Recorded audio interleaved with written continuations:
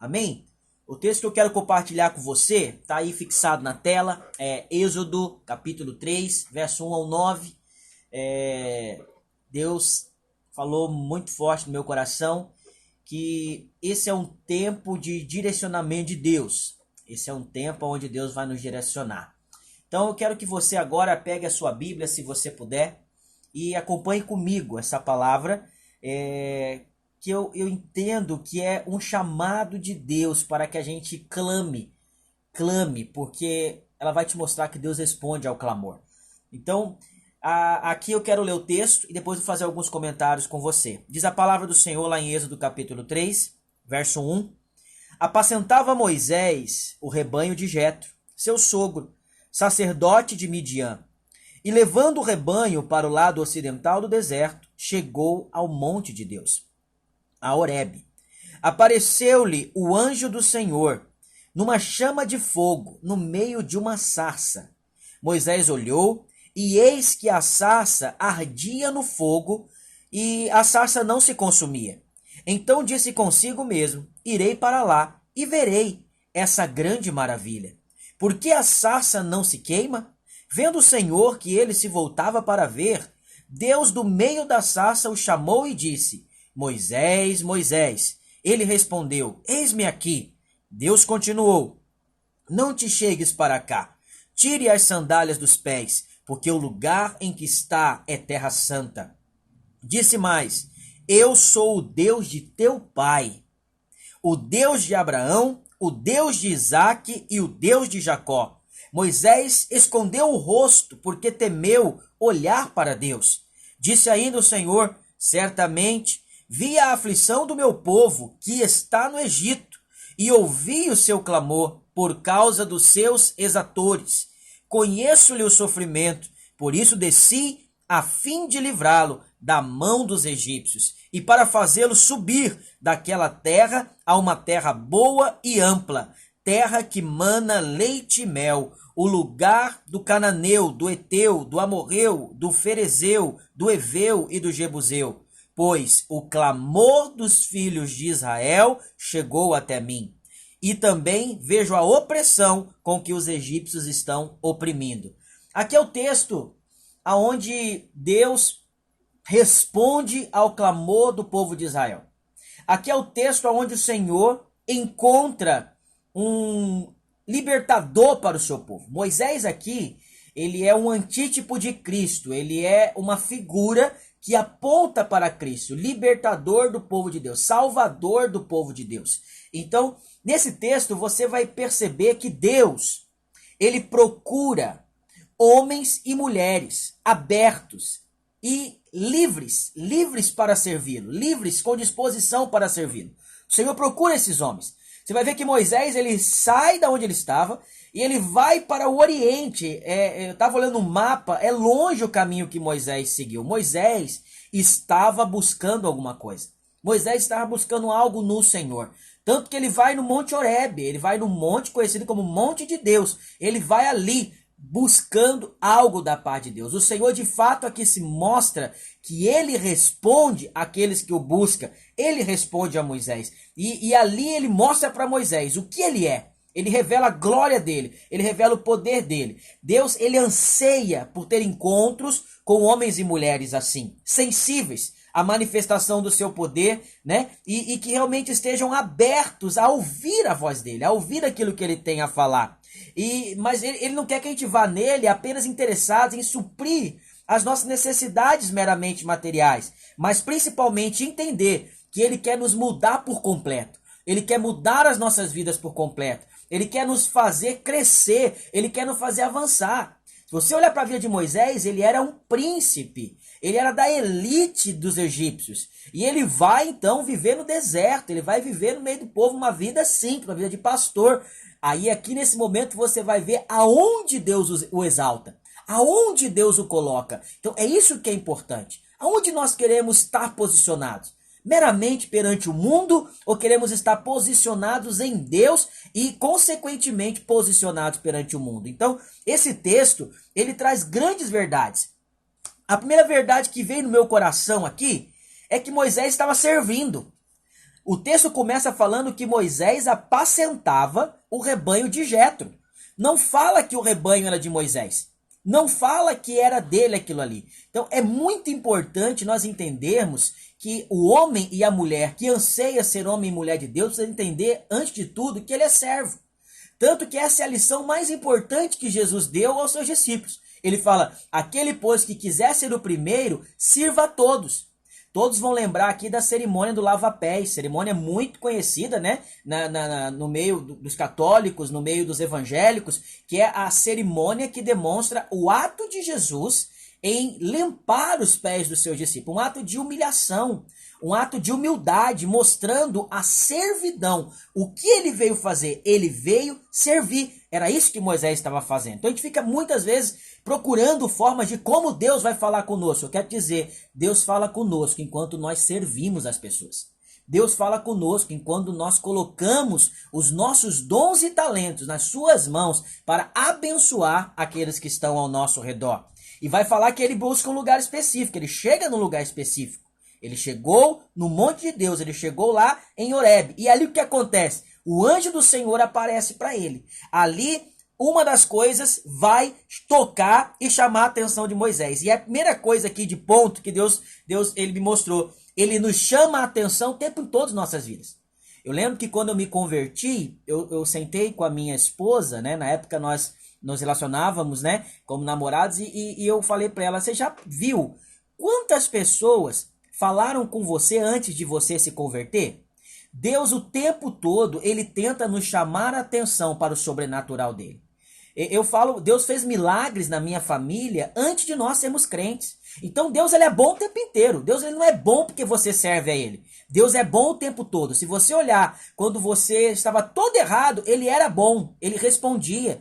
Deus curou o meu sobrinho de uma enfermidade terrível, uma doença chamada osteometrite femoral, que uma criança em milhares é contaminada. Ele curou o meu sobrinho, milagre.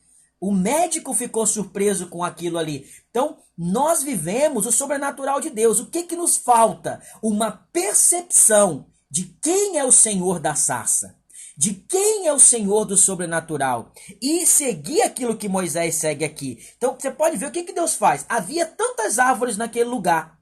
Olha que ele escolhe uma sarça. Uma sarça era um arbusto sem uma expressão de beleza. Era um arbusto simples. Não era uma árvore frondosa, era uma árvore simples. Então Deus, ele manifesta o seu poder muitas vezes nas coisas simples. É assim que ele anseia se manifestar. Então se você é simples, se você, como Moisés, é ruim com as palavras, se você tem dificuldade com algumas coisas, mas no seu interior sente um desejo profundo de viver uma experiência com Deus, de viver uma vida de servidão a Deus, confia, você é a pessoa certa. Deus escolhe as coisas simples. Deus não escolhe as coisas poderosas. Ele pode fazer com elas também? Claro que pode, mas Deus geralmente escolhe as coisas simples, os humildes. E aqui ele se manifesta numa sarcinha, num pouquinho de mato, é onde ele se manifesta. Então Deus usou aparentemente uma planta sem valor.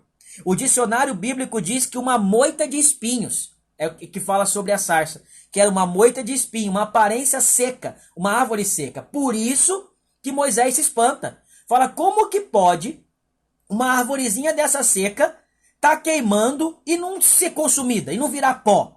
Pois é assim na vida daqueles que estão em Deus.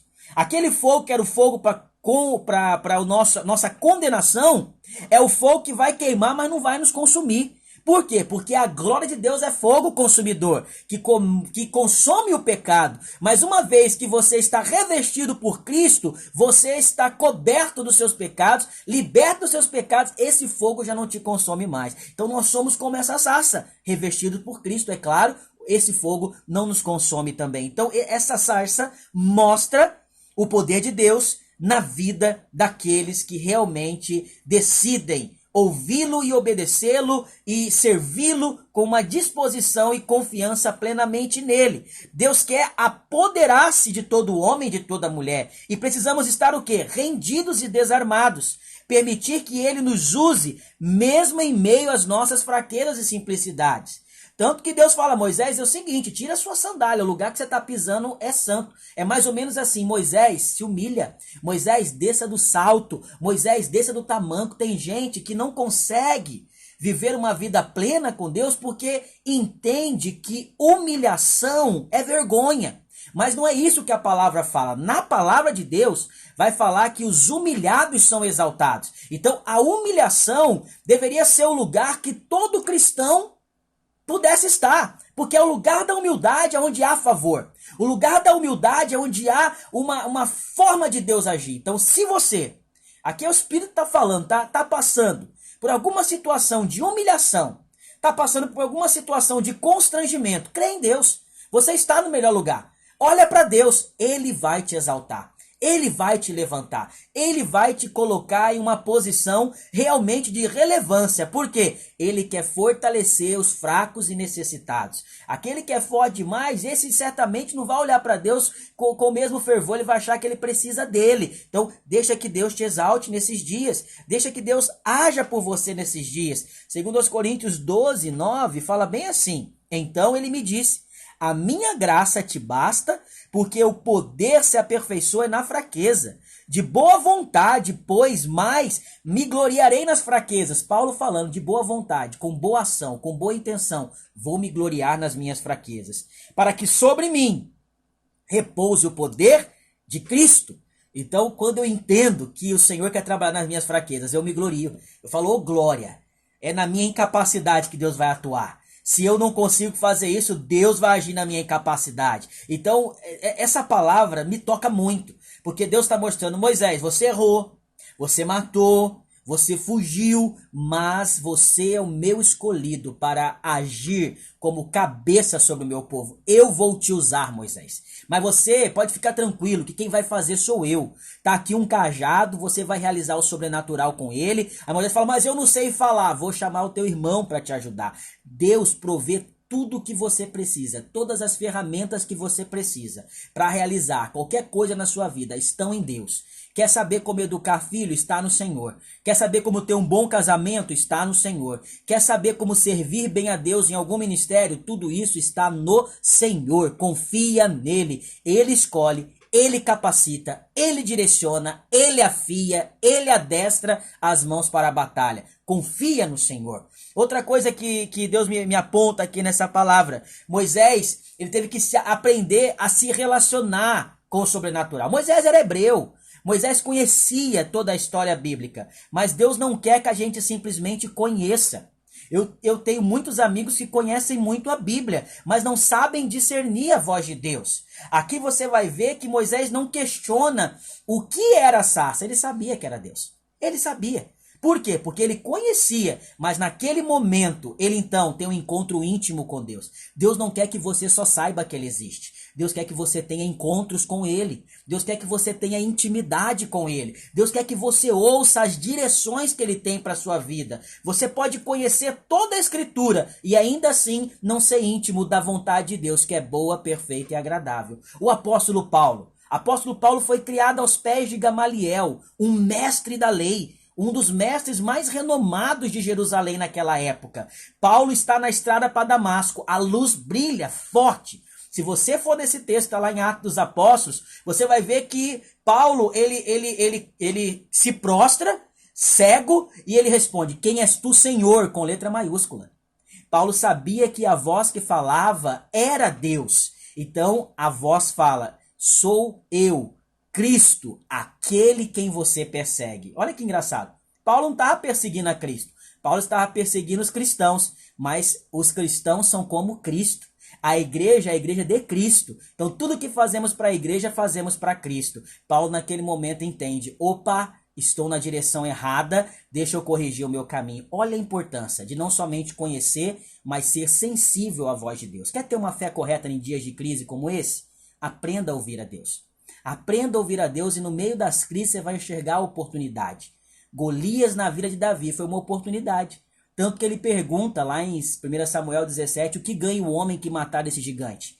A pergunta de Davi. Por quê? Porque Davi enxergava oportunidade aonde outros enxergavam crises. Nós temos que ter esse coração. O que de oportunidade Deus tem para mim em toda e qualquer situação? Então, Deus queria mostrar muito mais para Moisés. Coisas maiores, coisas grandiosas que ele faria. Tanto que ele fez na vida de Moisés. Muitas pessoas, elas são até atraídas para a presença de Deus, mas não aprofundam nesse relacionamento íntimo que Deus tem. Então você vai ver lá em Êxodo 33, 18, que chega num ponto que Moisés vira para Deus: Deus, eu rogo-te, mostra-me a tua glória. Olha o coração de Moisés, a curiosidade dele levou ele a patamares de mais profunda intimidade. Eu quero te despertar até esse desejo dessa intimidade, porque ela é para todos.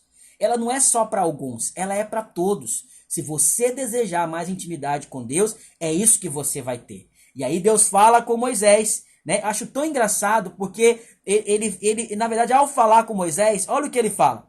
Quando ele se interessou pela visão, quando Moisés se interessou pela visão, quando ele se aproximou da sarça, Deus então falou. Deus chama a nossa atenção, mas nós precisamos dar uma resposta para Deus, para que Deus reaja à nossa resposta. Eu sempre digo, Deus não responde perguntas, Deus responde respostas. A fé responde às respostas. Eu ajo em fé, Deus reage com ação. Eu ajo em fé, Deus reage com ação. Então, em toda situação difícil, haja em fé, Deus vai reagir de acordo com a tua fé. É como se você decidisse andar num lugar que não tem chão. À medida que você pisa, ele coloca o chão. À medida que você pisa, ele coloca o chão. É assim que Deus age. Ele reage às nossas ações de fé. E ele faz o quê? Ele pede para Moisés tirar as sandálias para ver a submissão de Moisés. Ele quer usar os homens, mas é necessário que esses homens sejam humildes. Reconheçam o senhorio de Deus e se coloquem debaixo realmente do favor dele. Não sejam confiados em si. E no meio da sarça, Deus fala e fala algo especial. Ele reafirma a identidade de Moisés. Quando você vai para Deus, a primeira coisa que ele vai fazer é reafirmar quem você é. Quem você é. Então, geralmente a gente vai com os olhos embaçados, a gente vai para Deus, eu sou pecador, mas ele não quer que você fale quem você é, quem você era. Ele quer que você fale quem você é em Cristo. Quem você é no Senhor. Pare e pensa agora, quem você é no Senhor. O que Cristo te fez? Eu falo, ele me fez sacerdócio real, povo eleito, ele me fez nação santa.